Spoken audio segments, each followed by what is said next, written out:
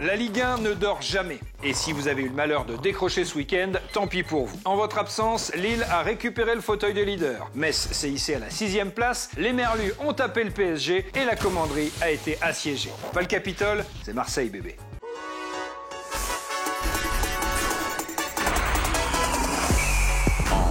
I know you're a superstar, a supernova shining, you can see from super far. 48 heures après les violents événements à la commanderie, l'OM entame la semaine avec un sacré mal de tête et un avenir très incertain à tout point de vue, sportif, politique, économique. Avec ses supporters, Marseille semble avoir atteint le point de non-retour et pour sauver ce qui peut encore l'être, le club doit réagir et vite. Mais que faire? Comment apaiser la situation alors que se profile un déplacement périlleux à Lens mercredi et le Classico dimanche prochain? OM, le grand flou, c'est le thème du débat de la team de YouFoot. Jacques-Henri Hérault, c'est un tweetos. Il a un avis et en fait, il ne bouge pas de cet avis jusqu'à ce qu'il ait raison. Aujourd'hui, c'est impossible de dire que l'OM n'est pas coupé de ses supporters. C'est-à-dire que la séparation, la haine est avérée. C'est incompréhensible pour moi d'être à ce point à côté de la plaque sur la compréhension de ta base, tu vois. Comment est-ce que tu peux voir cette population et aussi mal la saisir? Tu refuses d'aller vers tes supporters. Tu refuses de rentrer en relation pour apaiser, renouer le lien, discuter, échanger. Eux, à la base, les supporters, là, ils voulaient parler. Quand ils sont rentrés, le mec qu'on leur a envoyé, c'est André Villas-Boas qui, la veille, a dit les gars, dans 4 mois, je suis plus là. Ce qui a coupé particulièrement la relation entre les supporters et le club, c'est l'absence de supporters au stade. Tu ne peux plus être en micro-réaction des matchs, où effectivement tu peux siffler tes joueurs, et en tout cas tu peux réagir, et puis après, tu as les déclarations d'Hérault qui font que, évidemment, déjà que c'est un personnage controversé par les supporters, mais là, c'est de l'huile sur le feu. Le passage sur l'histoire de l'OM, il y avait des trophées, mais il y avait des magouilles. Comment est-ce que tu peux dire ça au lendemain d'un événement tel? Comment est-ce que tu peux remettre en question l'histoire du club? Il n'a pas du tout la fibre affective, il n'a pas du tout su réellement incarner l'amour de son club. Franchement, à chaque fois que Hérault il parle de l'OM, tu vois que c'est du pipeau. Je ne vois pas comment là, le club aujourd'hui peut sortir de cette torpeur. Si ce n'est en passant par le sportif. Et t'as pas forcément des raisons énormes de croire qu'un déplacement à Bollaert va hyper bien se passer pour Marseille, tu vois. Et en plus de ça, t'as Paris derrière. La question très simple, c'est que si l'OM ils font 0/6 ou 1/6, la fin de saison, elle n'a plus aucun intérêt. En fait, là, l'intérêt de l'OM sur les dernières semaines, derniers mois de compétition, c'est Pablo Longoria, Milik, plus que de régler le problème Payet-Thauvin, c'est préparer la saison prochaine. Jusqu'à quand sera-t-il encore trop tôt pour dresser un bilan du travail de Raymond Domenech à Nantes? L'ancien sélectionneur avait pour mission de relancer un club mal en point et lui donner de l'air au classement. Depuis son arrivée, les Canaries ont joué 5 matchs, aucune victoire, 3 nuls et 2 défaites. Alix Dulac a assisté à la déroute face à Monaco dimanche à la Beaujoire. Récit d'une nouvelle soirée cauchemardesque pour les Nantais dans l'Inside de YouFoot. Ce soir, il y a quand même un choc à la Beaujoire, les amis, entre Nantes et Monaco. Un match qui s'annonce chaud à plusieurs titres. Les Canaries n'ont plus gagné depuis le 8 novembre 2020. Depuis que Domenech est là, il n'y a pas eu de transformation dans le jeu. Les supporters en ont marre de Kita. Bref, ça nous promet un choc électrique. Bon, Domenech qui arrive à Nantes, toi je voudrais savoir un petit peu ton ressenti. Si c'est un choix de Kita, de toute manière, pour un supporter de Nantes, ça sera pas apprécié du tout. Donc, et puis en plus, Domenech, je pense que c'est un mec qui connaît pas grand chose au ballon. Tu vois, ce soir, face à une équipe de Monaco, je pense que ça va être, c'est pareil, hein, ils vont se prendre peut-être une valise et puis avec la poignée avec.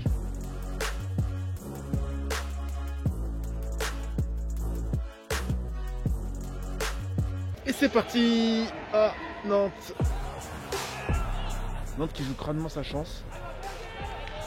Pas brillante, pas flamboyant, on pouvait s'y attendre. Un peu à l'image de ce qu'ils ont montré lors du tout premier match avec Raymond Domenech. Pour l'instant, ça tient. On a fait une première mi-temps qui ressemblait à quelque chose. On a posé des problèmes. On a même eu des possibilités, des occasions de but. Puis on prend un but sur un retour de corner au plus mauvais moment. Comment t'expliques un peu l'ambiance un peu délétère qu'il y a autour du club aujourd'hui? Ça me fait penser un peu à 2006-2007, malheureusement pour les Nantais, quand le club était descendu en Ligue 2. Il y avait eu, on se souvient, un gros coup médiatique. Là, il y a eu Raymond Domenech et il y avait eu le coup médiatique de Fabien Barthès et on avait vu le résultat. Nantes était descendu en Ligue 2. Les gens des Nantais, ils accusent le coup clairement. Je le répète, 41 minutes, ils ont bien résisté, puis là, ils n'existent plus du tout. But de Volande et ça va faire 2-0 pour Monaco aussi. On est à la limite à chaque fois et à chaque fois ça bascule de l'autre côté. C'est un peu le lot des équipes qui sont en fin de tableau et pour qui la confiance est inversée. Je crois que ça manque de talent aussi dans ce collectif, ça manque aussi de leaders, ça c'est un problème depuis des années, et ça manque de buteurs. Donc ça fait beaucoup de choses qui font que cette équipe elle va être en difficulté. J'ai peur que Raymond Domenech il n'ait pas beaucoup de levier finalement pour sauver le FC Nantes. On peut faire mieux dans la construction, on peut faire mieux dans la finition, mais on a montré qu'on avait un groupe qui était déterminé, qui avait envie, qui allait s'accrocher. C'est là-dessus qu'il faut construire, et ça viendra. Je veux dire, à un moment, voilà, les séries sont faites pour s'arrêter, voilà, on espère que ce sera bientôt. Très bien, merci Raymond. Merci. Merci. Un dimanche de janvier, au Moustoir, sous la pluie, le déplacement du PSG à Lorient avait tout du traquenard. Résultat, une défaite 3-2 de Paris et des chiffres qui en disent long. Malgré 65% de possession, les coéquipiers de Neymar n'ont cadré que 3 frappes, dont 2 pénaltys. C'est la première défaite de Mauricio Pochettino avec le PSG, mais c'est aussi la 5e des Parisiens en 22 matchs, tout simplement le pire bilan à ce stade sous l'ère QSI pour Paris, qui a cédé du même coup son fauteuil de leader. Et pendant ce temps-là, Thomas Tuchel gagnait 2-0 avec Chelsea. Les images de la nouvelle saison de Plus belle la vie, épisode Ça chauffe à la commanderie, on n'a pas trop aimé. Heureusement, la Ligue 1 avait aussi le sourire ce week-end. La preuve dans le Social FC.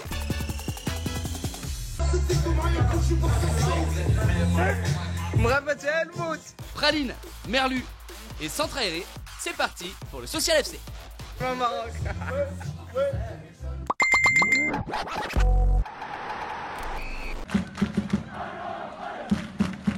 À Lorient, les supporters sont derrière les Merlus avant de jouer Paris. Si le Ney se la joue tranquille avec son enceinte, ce sont bien les Morbihanais qui réalisent l'exploit de cette journée. À Montpellier aussi, les supporters poussent avant le match contre Lens. Mais ce sont les 100 et or qui continuent encore et toujours leur marche en avant. Il y en a des faciles, il y en a des difficiles, il y en a des belles et moins belles. Il est là, c'était une belle victoire.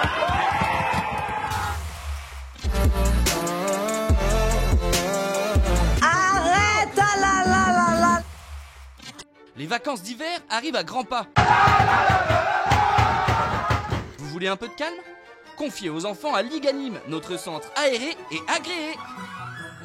Ligue Anime, c'est du sport pour bien se défouler. Ligue Anime, c'est des jeux de qualité avec une équipe dévouée. Ligue Anime, c'est des super danses pour bien se déhancher. Ligue Anime, des vacances divines. Non. Et en bonus offert pour toute inscription avant le 5 février, notre expert Thiago prend soin de vos animaux.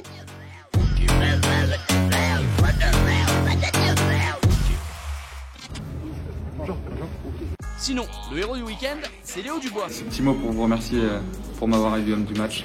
Son missile à la 92e minute offre les 3 points à Lyon. Pour fêter ça, le CM du club la joue hyper modeste en mentionnant la NASA sur Twitter. À Bordeaux aussi, le CM s'emballe et annonce l'arrivée de Jean-Michel Seri façon Netflix. À défaut d'être cambrioleur, le milieu de terrain va jouer le rôle du gentleman footballeur. Portez-vous bien et à très bientôt. Arrête Pendant ce temps-là, la poche prend aussi cher que son équipe contre l'Orient. C'est comme ça qu'on l'aime, notre Ligue 1. L'objectif maintien pour un promu, on accepte volontiers. Mais quand le promu pointe à la 7e place au soir de la 22e journée, on attend clairement un autre discours. Ça tombe bien, le Lensois Jonathan Klaus n'a pas sa langue dans sa poche, ce qui d'ailleurs n'est pas trop geste barrière. Et après la victoire des 100 et or à Montpellier, le latéral ne cache plus ses ambitions. Alors Jonathan, bien ou quoi? Non, ça va, bien dormi, bien récupéré ce matin déjà. Puis voilà, tranquillement dans le canapé un peu là, et peut-être faire une promenade après s'il fait pas trop moche. Il pleut.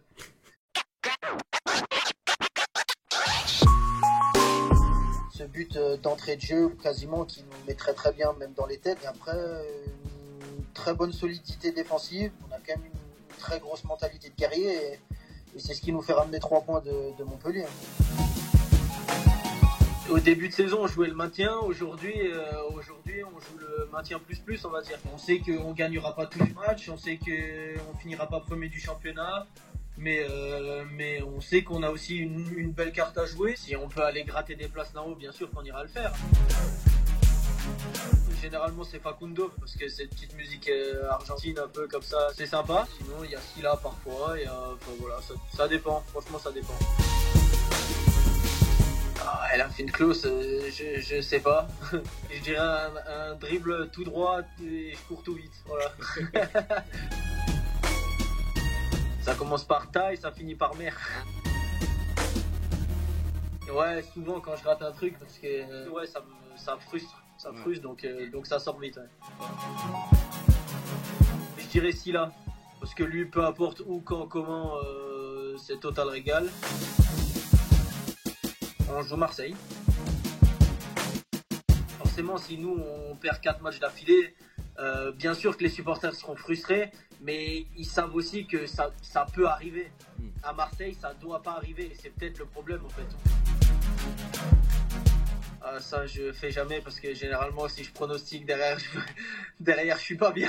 Le foot continue sur l'appli Free Ligue 1 Uber Eats avec tous les buts, tous les résumés des matchs et des contenus exclusifs. Activez bien les notifs parce que la 23e journée c'est mercredi et franchement ce serait dommage de rater un nouveau bijou du Messin Farid Boulaya. C'est mieux que YouTube, c'est presque mieux que YouPorn, ça s'appelle YouFoot et ça revient vendredi.